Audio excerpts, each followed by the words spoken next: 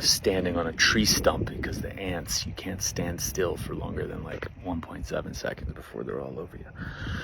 But they aren't getting up this tree trunk. All right. An analogy that's been coming to me over the last month and then was solidified on yesterday's hike, and I want to bring it to the forefront.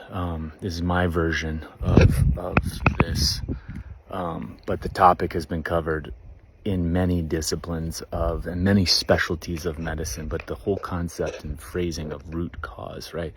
And I've done this before, but let's see if this analogy can help make more sense. So especially in the more natural, holistic, quote unquote, all that, the alternative world, they're obsessed with selling root cause. There's a root cause to tearing a UCL.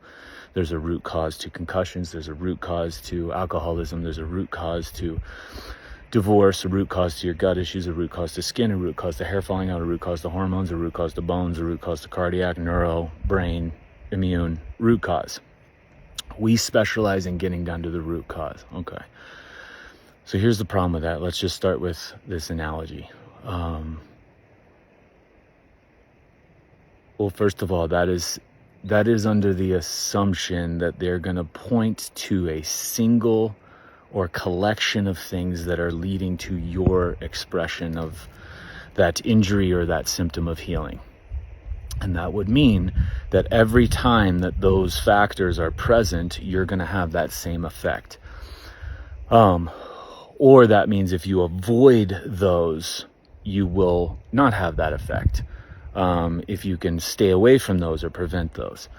And so let's just use an analogy to understand the problems with that, because the collection of root cause, we've got GMOs, we've got conflicts now that are on the rise, sadly. We've got traumas that are on the rise, sadly. We've got biomechanics of throwing, we got collapsed arches, we got mattresses, we got age, we got genetic mutations, we got dyes, metals, toxins, we got the earth, we've got spouses, we've got our parents, we've got not warming up, we've got doing things wrong, we've got the sun, we've got no sun, we've got computers, we've got no computers, we've got blue light, we've got red light. So root cause is coming down to these things. And then it leads to avoiding these things or super maximizing these others leads to you not having that effect. So let's go with this analogy, see if this makes sense. Okay, I cut myself with a knife.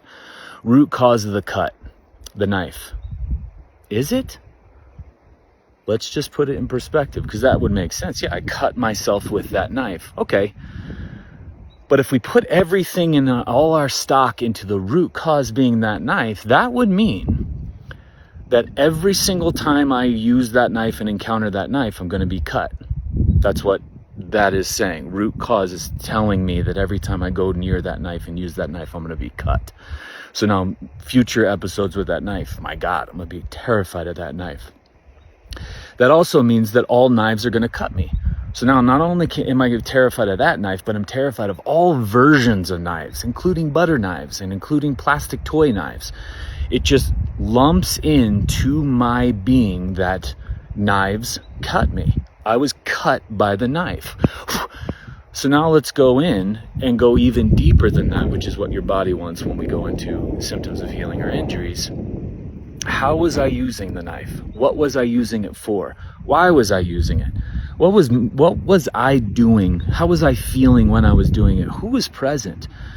Were they involved? What was going on in my heart, my mind? What time of day was it?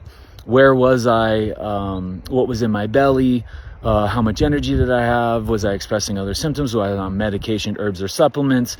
Was I on drugs or alcohol? Again, what was my intention behind the whole reason using the knife? So a lot of factors going in that if I cut myself or we cut ourselves with a knife, we wouldn't necessarily say the cause of the cut was the knife.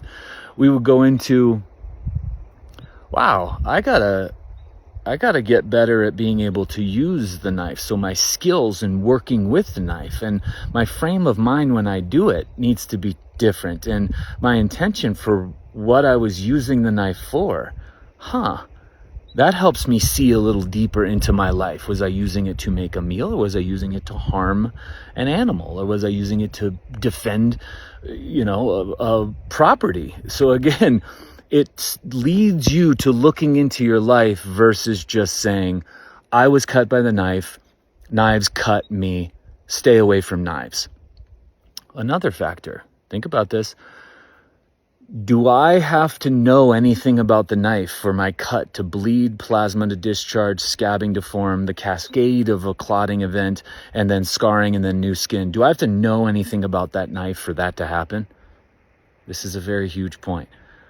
So I don't need to know the history of the knife. I don't need to know the metal it's made of. I don't need to know where it came from, who forged it, how much it cost. I don't need to know any details about it for my healing to carry on.